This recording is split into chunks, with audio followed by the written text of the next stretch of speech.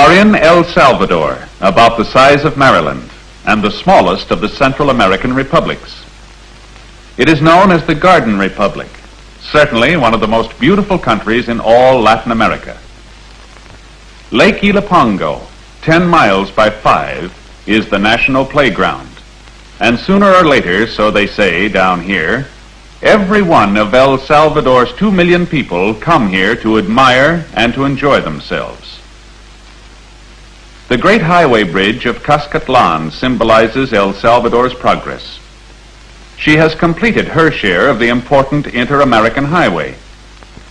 The road comes south from the United States via Mexico and Guatemala, and thence on to Panama via Nicaragua and Costa Rica. Along the road we pass vast fields of sisal, a plant we know as the century plant. In El Salvador's semi-tropical climate, sisal grows lush and strong, as do the weeds. From sisal we get the tough fibers that make cord and rope. It is an important crop to all Salvador. Moving on, we visit a coffee plantation, one of the thousands of small family-owned ranches that are the pride of El Salvador. Whole families work when the crop comes in, for all coffee must be picked by hand. When the price of coffee is high, the people of El Salvador are prosperous, for theirs is one of the world's finest coffees and the most important crop in the country.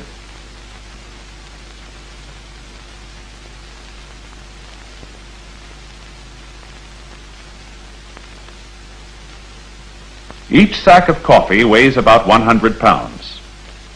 The men carry the sacks to the packing plant, where the work of making the coffee ready to ship is done.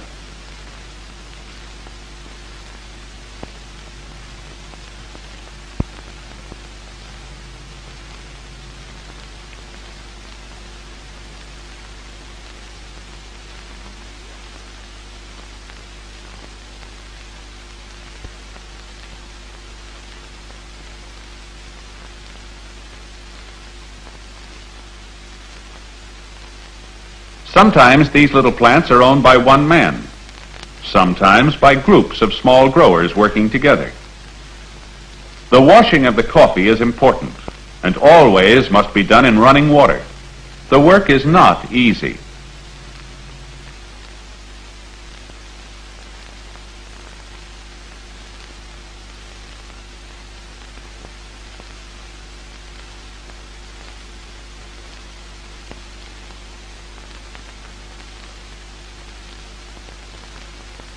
After the berries have been washed, they must be carefully dried so that moisture cannot harm them in the ships carrying the coffee to the United States and other countries that buy El Salvador's crops.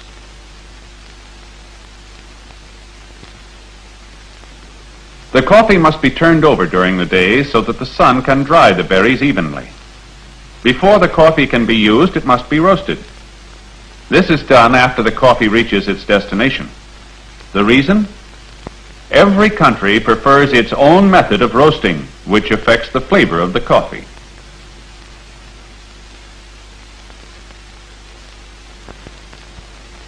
A side road brings us to the little village of El Ilabosco, where 2,000 people have won lasting fame for a most unusual art. Working with the simplest of tools, women of Ilabosco make the tiniest of figurines. Little clay dolls, designed especially for the Christmas season. The paints used are mixed to secret formulas.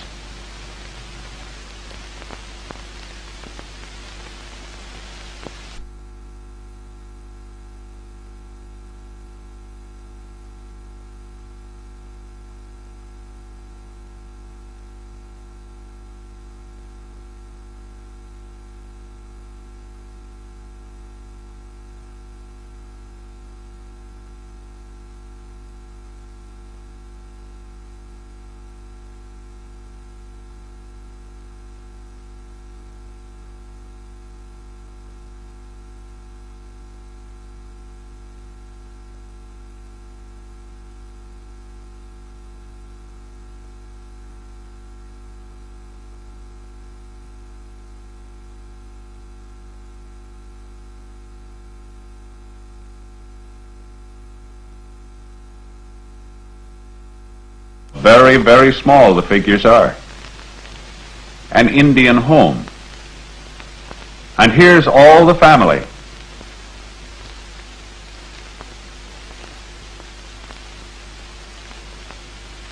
Aha! Superman, who is just as popular in El Salvador as he is at home. Cowboys. Market Day, the tortilla man. The fruit sellers. A market day group.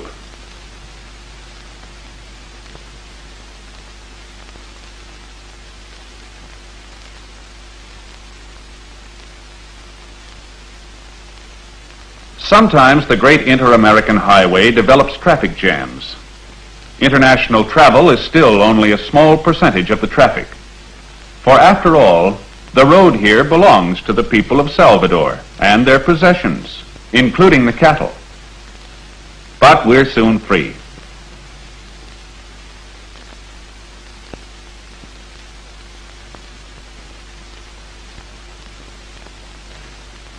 We stop at Tecla to visit the College of Santa Cecilia and to see the work that has won acclaim for its teachers and students. The boys who have won admittance have a good time, but also have an assured future. The boys specialize in the decorative arts, including work in metal fashioning. At the forge, they put to practical use their preliminary work in design, learning to shape metal and to weld it. Throughout Latin America, there is a constant market for artistically done wrought iron, and a master at the trade never lacks for work.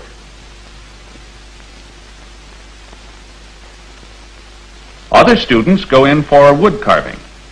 They practice the use of hand saws in the old tradition of the carver. They learn that a mistake with a chisel can't be fixed, and that attention and carefulness afford the only certain results. The designs they cut are their own work, even to the most intricate patterns.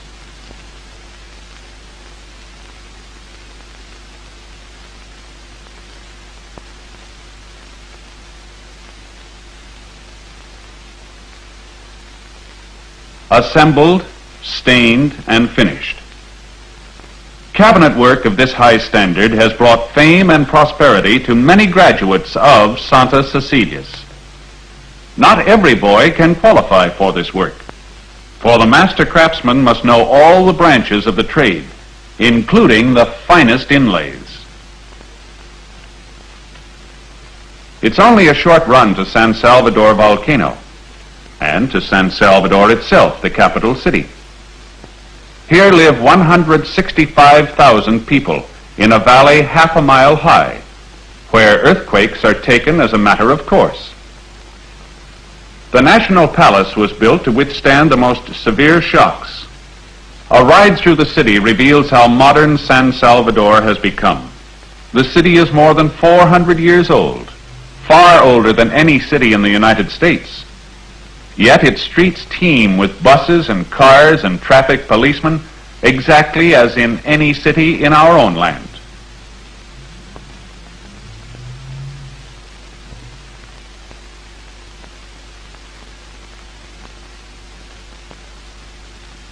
The house windows are a bit different. Always they are barred, in the old-time Spanish way. And after Mass on Sundays, when the women wear their finest mantillas, the central plaza always crowded. By custom, this is the hour to read the papers and to take it easy.